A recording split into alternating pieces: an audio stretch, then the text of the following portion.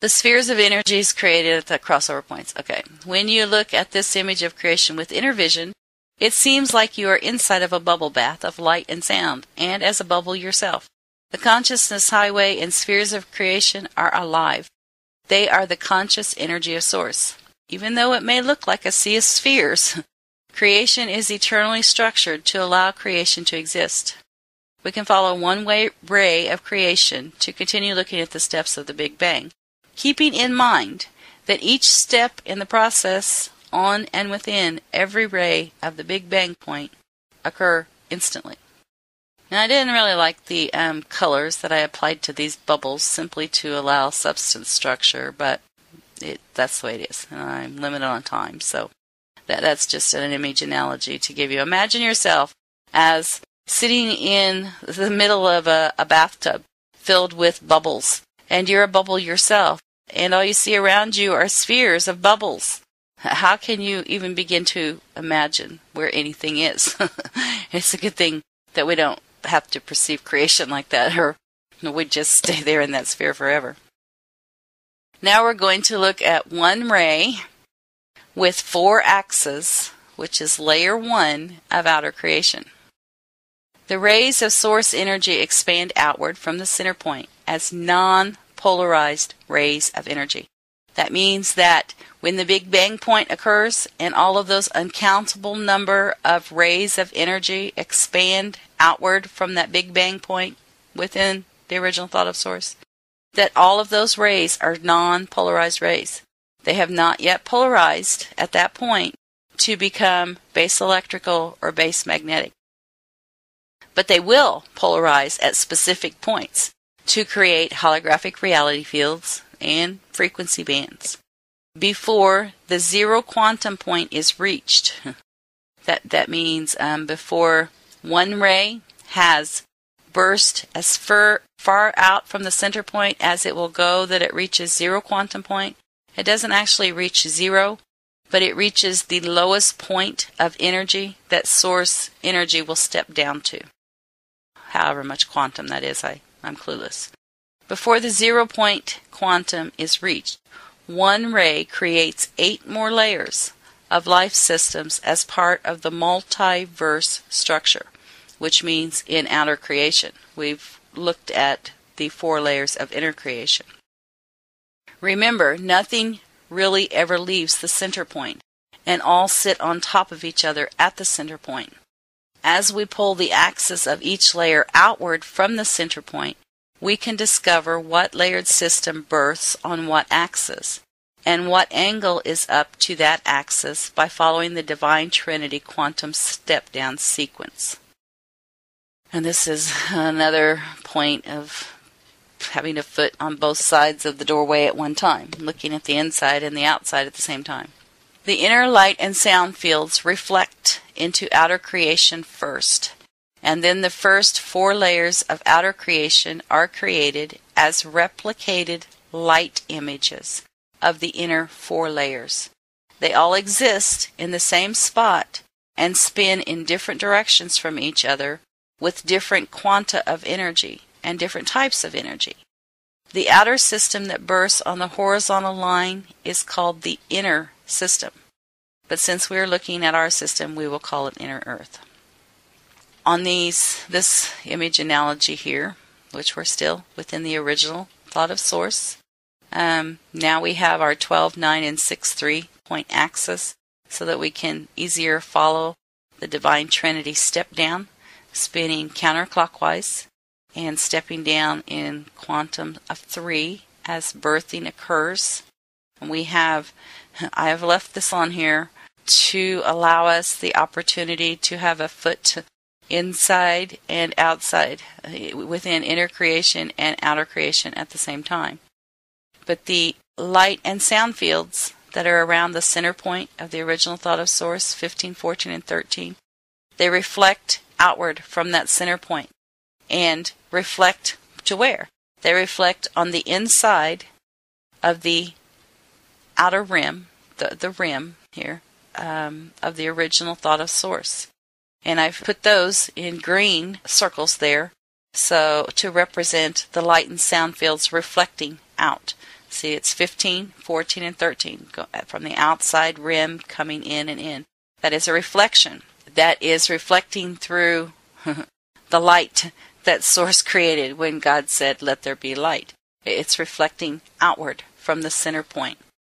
And following the Divine Trinity, coming out of the center of the circle here, the original thought of Source that I've left there, 15 point, coming out of that point, following the Divine Trinity, the energy of Source steps down to the 9 point, which is the first Trinity 3-point quantum step down, and creates the parallel inner Earth axis.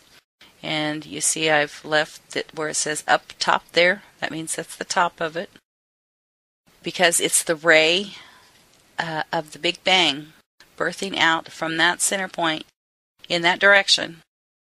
And I've pulled this out from the center point, all of these axes out from the center point, so that we can see each system here. That ray bursting out towards the 9 point of our circle here, of the original thought of Source. So the up point of that ray, or the up/top point, exists right there where the outer rim of the 13 light and sound field is, around the center point of the original thought of Source. And that bursts the parallel inner Earth axis. And it spins counterclockwise. And you can see I put these little things in here because that implies a sphere of energy on that axis there that's going out towards the number 9. And that sphere of energy spins counterclockwise. So I've put these little things on there to show what that would look as if it's spinning towards you. Yeah, counterclockwise towards you, in front of you. And then the next point to birth is on the 6th point of this original thought of Source sphere here. And that creates the parallel Earth axis. And it spins counterclockwise, and it would have a sphere there. There's its up top point. But its spin is in a different direction from the previous sphere that birthed, and it's at a lower quantum of energy. So they're actually all within each other. All of the spheres within creation are within each other, and that's why they all exist at the center point of Source, and nothing actually leaves the center point of Source, because it's all energy swirling a sphere inside a sphere, inside a sphere, inside a sphere. When you're looking at it from outer creation, from away from the center point of Source out here in outer creation after the Big Bang point, then the illusion of the illusion that there's separation between the spheres occurs because they hold different quantum of Source energy within them, and they're spinning in different directions from each other. That's what allows the illusion of space. That's what creates the illusion of space.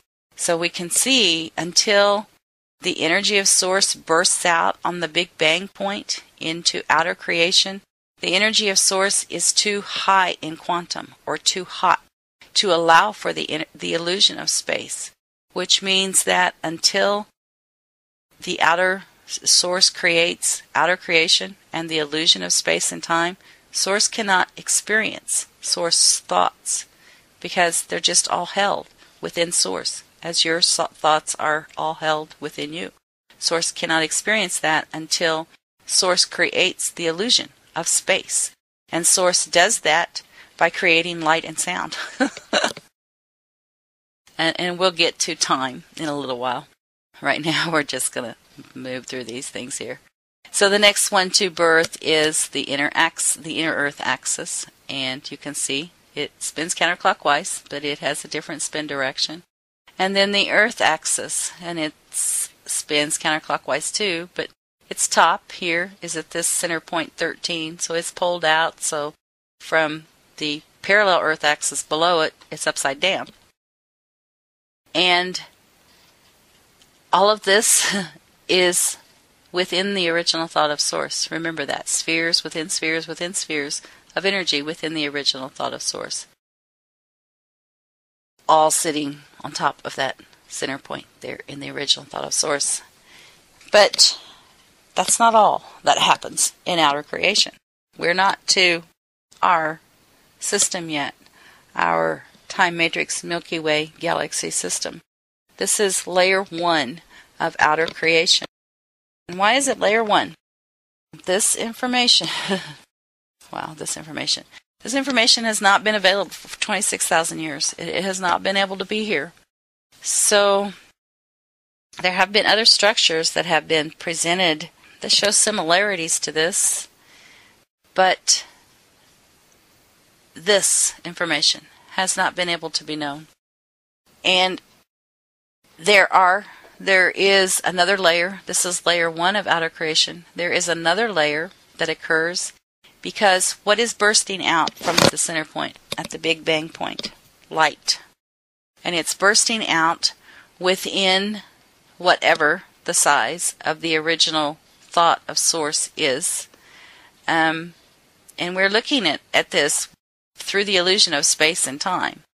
So we're applying through that illusion this outer, larger circle here, calling it the original thought of Source.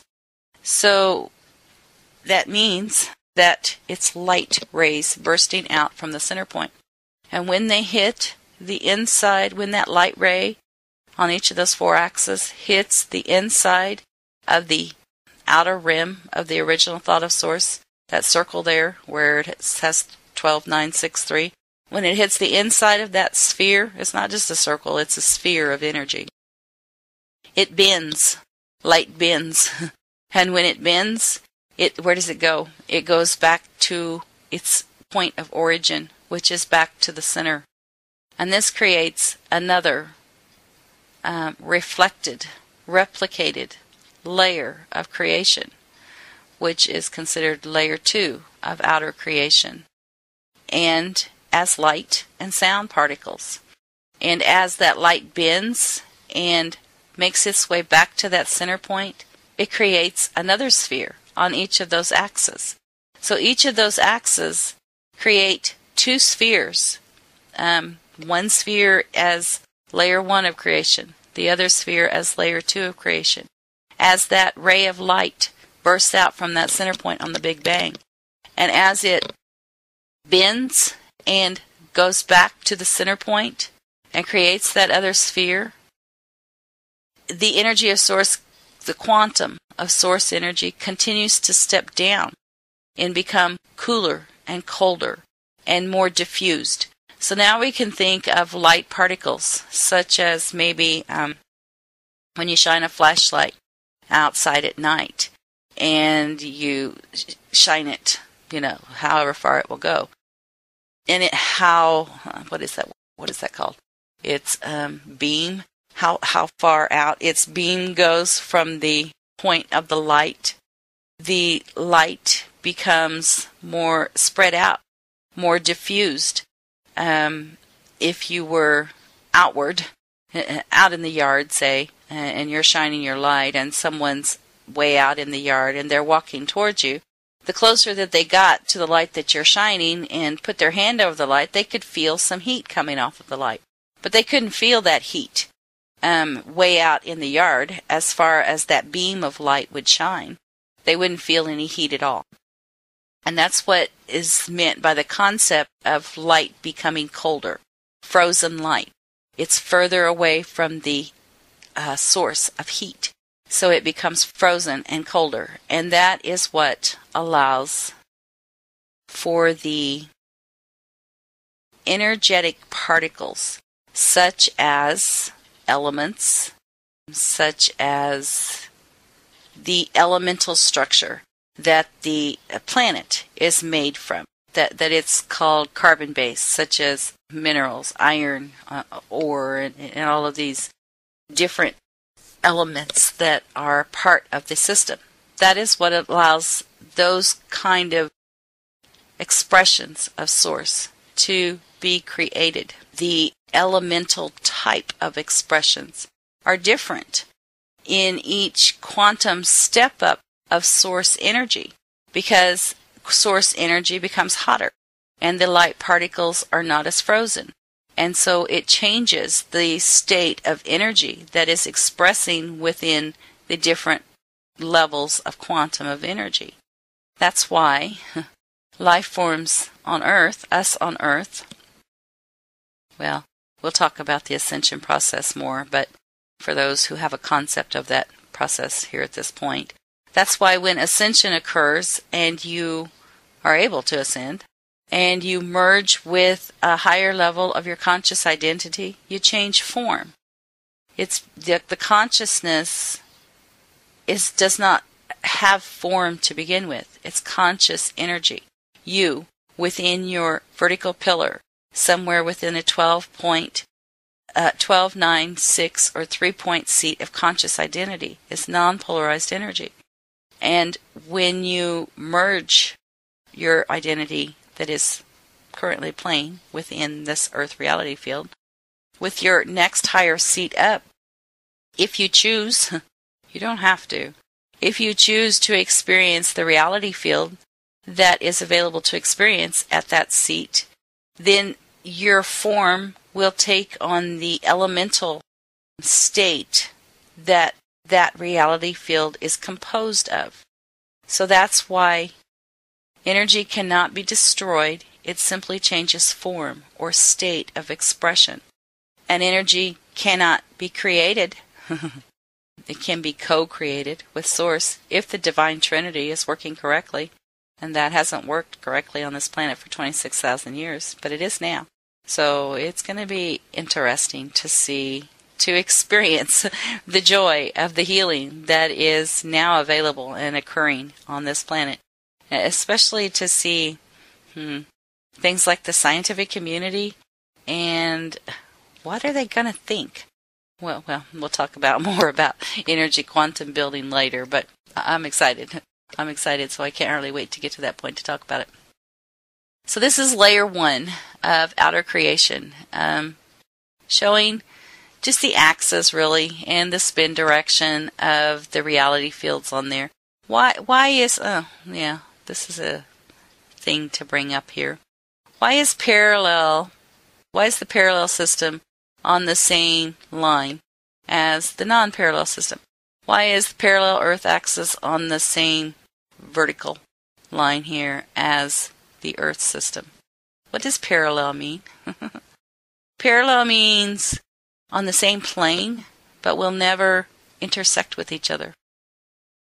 These two axes here, pulled out at the 9 and the 3-point, it's not that they will never intersect with each other. Well, if Source should decide to stop creating this multi-universe, then it would all go back into the center of Source. But the system, the structural system itself is eternal. So that's eternal. It's always going to express like that.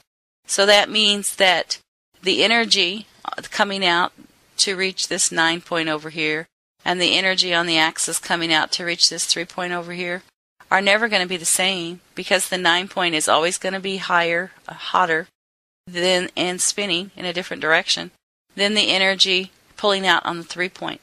That's why creation can exist in the same place at the same time, in the same spot of the original thought of Source, because of the quantum step down of energy and the fact that it's all spinning in different directions. And so it shouldn't. I wasn't too surprised after integrating other information that had led me to accept as truth that a parallel system and a non-parallel system were on 45-degree axis from each other. I wasn't really surprised to find that that wasn't true.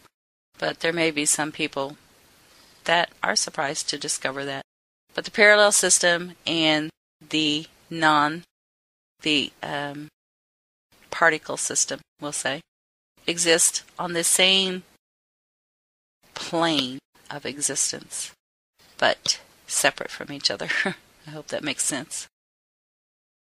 Spiraling rays of creation. Oh, yes.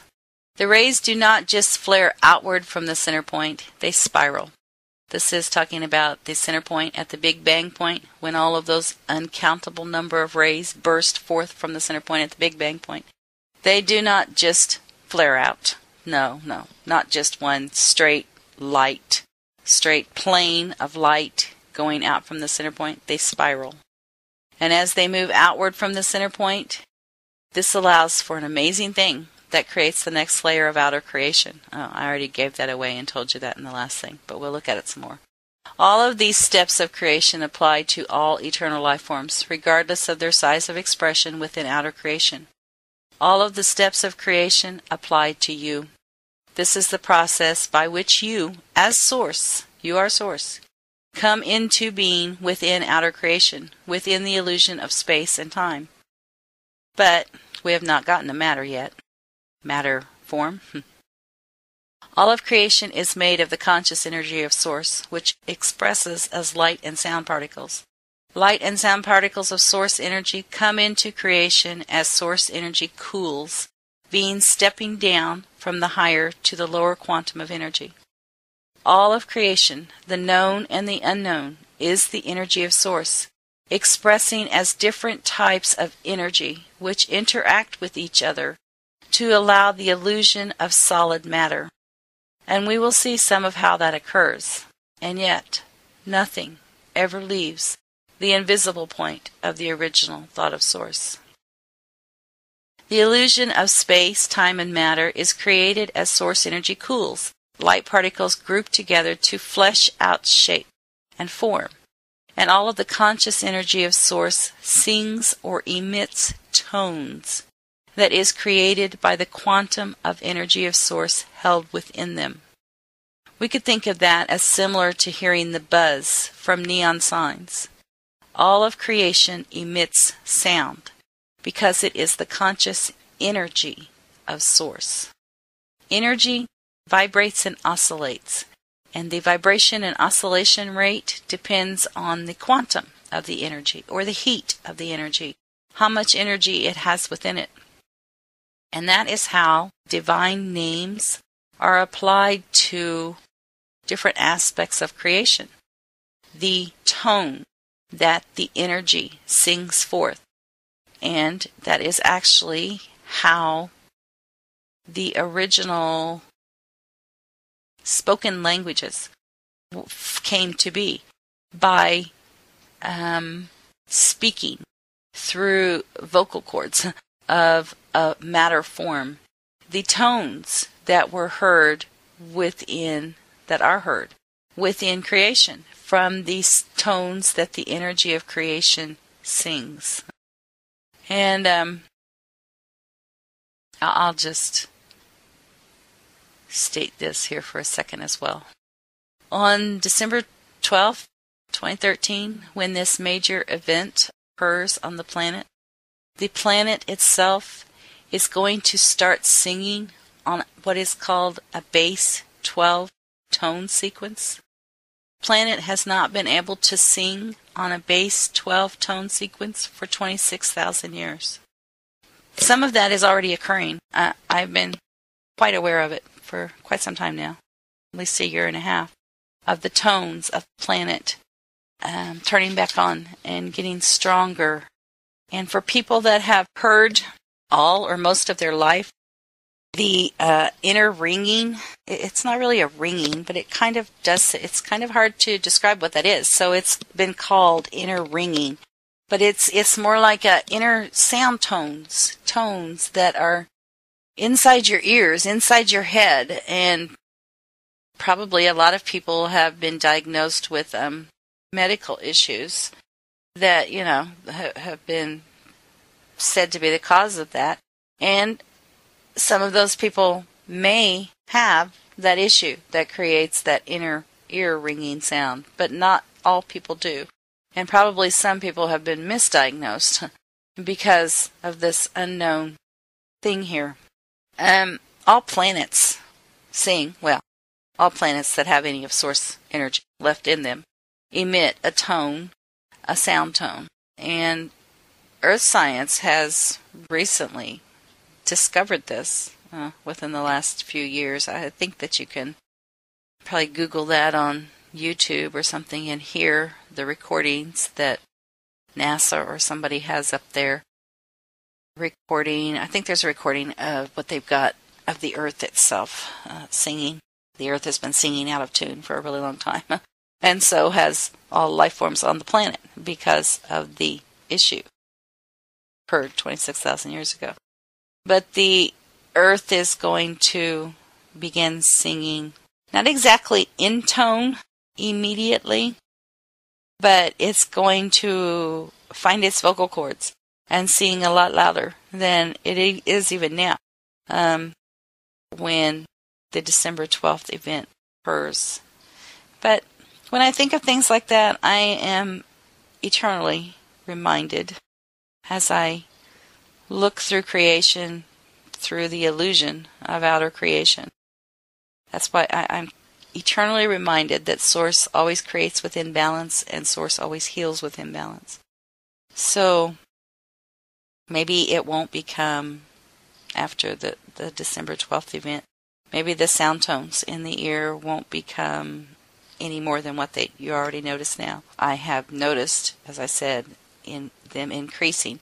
Sometimes it's as if for me, as if the sound amplifies at least 3 times, and then other times it'll go back to its what I have come to know as a normal amplification, and you can just kind of ignore it if you want to. It's not that annoying that it's bothersome to your attention. But when it amplifies here within the especially last year and a half, you can't ignore it. It's there. It's on. It's there. It's running.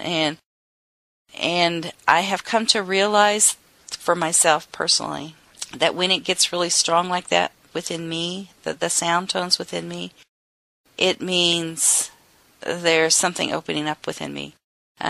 More knowledge to be aware of, or kind of like the phone's ringing. Are you home? Do you want to talk for a while? From your vertical higher consciousness. So I've become aware for me personally that it's kind of like a notice, a moment to be aware of. It doesn't mean anything bad. Just like the phone's ringing or somebody's at the door or something like that. Just an awareness that it's different. Pay attention. Answer the phone. Okay. When you view the many layers of creation with your inner senses, you can hear the beautiful music that creation sings forth.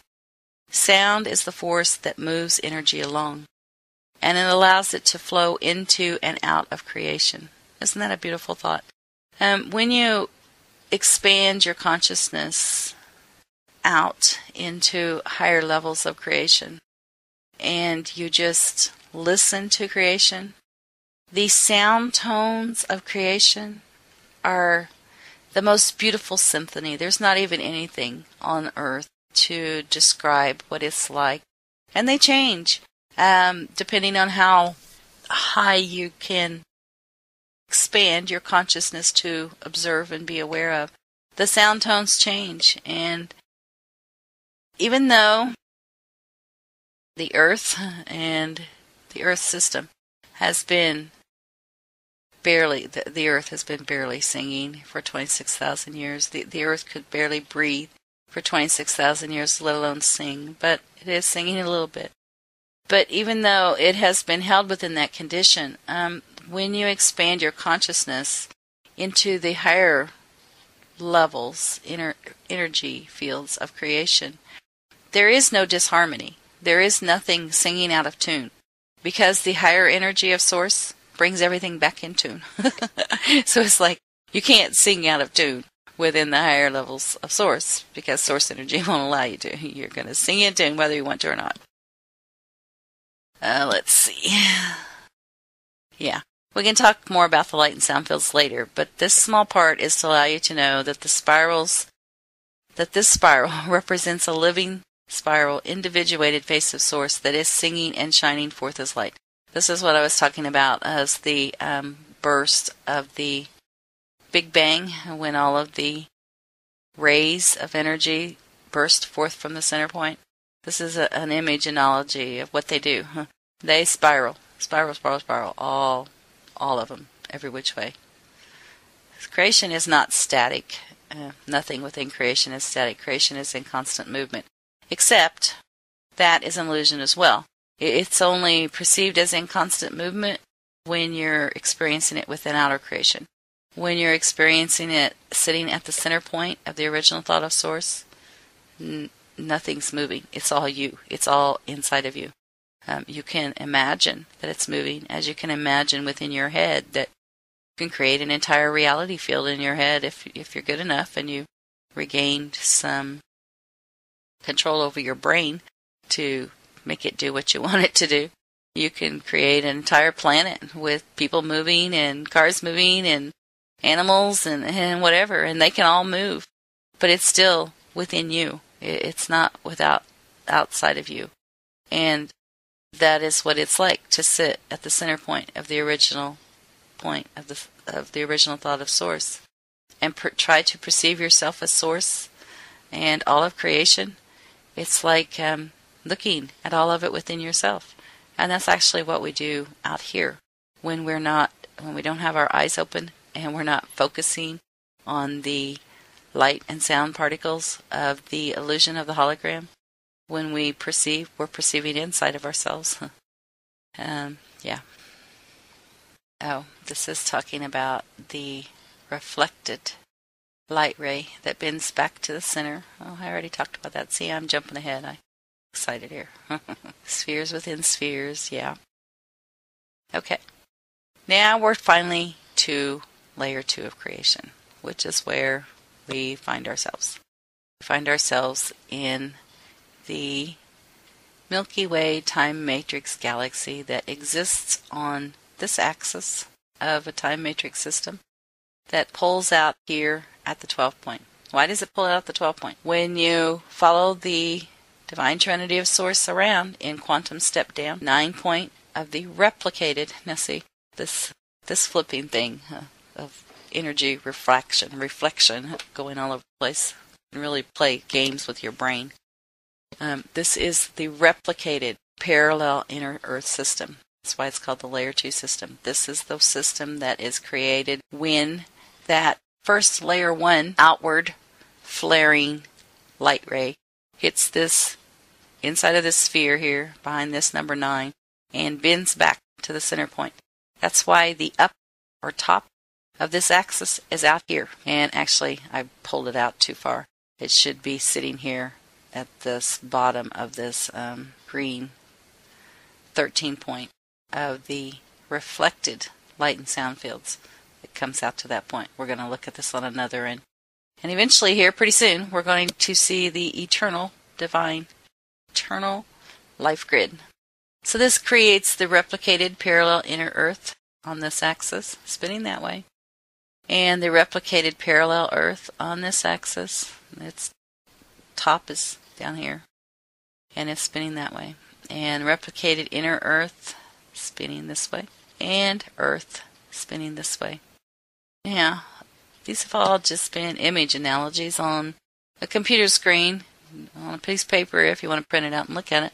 But all image analogies. But look at these steps that we've had to go through to get to the point where I can say, okay, our planet is in that system there. We're going to start looking there here in a minute and see what's in that system there. Look at all of those steps of energy to step down the quantum of energy source. And this is just the structure. This is just the time matrix galaxies and the planets, solar systems, the structure that allows for reality fields to occur. We haven't gotten to individuated life forms yet, such as you and I, but it all occurs at the same time. But look at all of those step down pieces that we've had to look at to get to that point. And even though my talking, taking up too many words, has taken longer than it's needed to get to that point, but all of that occurs instantly, simultaneously and instantly.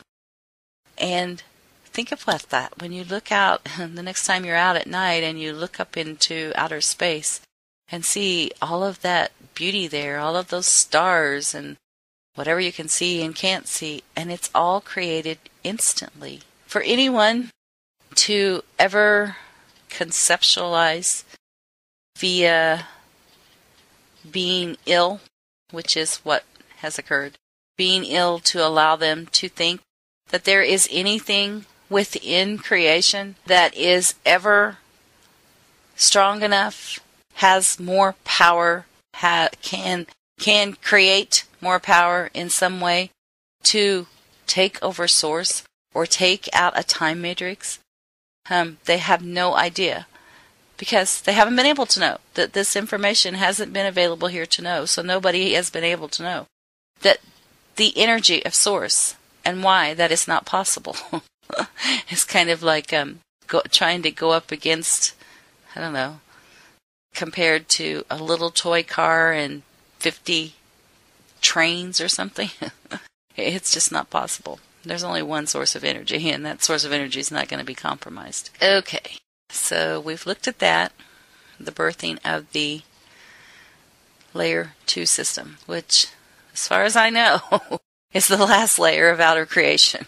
So, as far as system, now, there's the smaller systems within it, but we don't have to look at any more systems like that. We can start looking at the smaller things now. This means that outer creation of one ray consists of 8 layers of reality fields that all hold less quantum of source energy than the previous layer. These 8 outer layers of the reality fields plus the 4 inner layers of reality fields create 12 layers of reality fields for one ray of source energy that birth from the center point of source. The fact that it requires 12 layers to step source energy down to a low enough quantum to allow manifest reality fields to occur is the creation of the base 12 system, and why continued stepping down of source energy follows the base 12 step-down pattern. All 8 layers of outer creation are a reflection or replication of the 4 inner layers, with each of them stepping source energy down to 0 point quantum of energy. The light and sound fields of inner creation reflect or replicate into outer creation as well, and this creates a reflected light image of the light and sound fields in outer creation. This means that regardless of what system you're experiencing within, the light and sound fields will always seem as though they are around you, when in fact they are actually at your inside center point, just as they are at the center point of the original thought of source.